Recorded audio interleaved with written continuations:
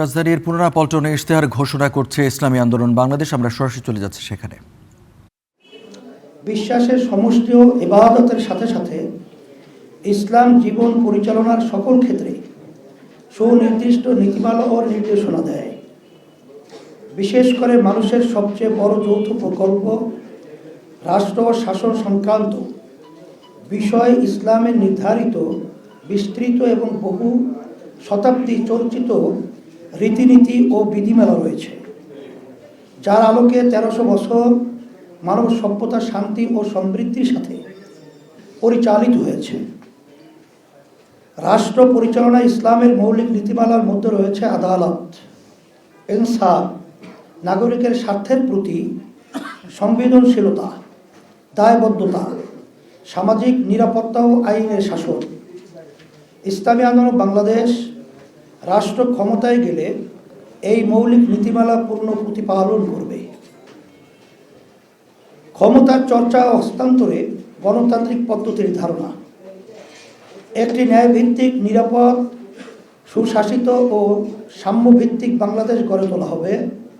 শাসন ও রাষ্ট্র সংক্রান্ত ইসলামের ধারণায় ক্ষমতার চর্চা হয় না, বরং দায়িত্ব পালন এর মনোভাব প্রাধান্য বিস্তার করে।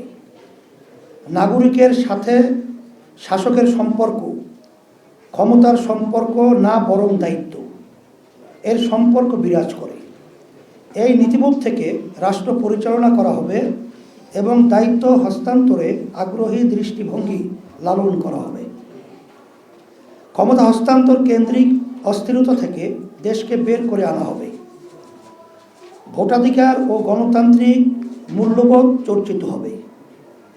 রাষ্ট্রের বিভিন্ন প্রতিষ্ঠানের ভূমিকা, ক্ষমতা ও জবাবদিহিতা এবং ক্ষমতার ভারসাম্য সাংবিধানিকভাবে স্পষ্ট করা হবে, যাতে নির্বাহী আধিপত্য ও রাজনৈতিক হস্তক্ষেপ কমে।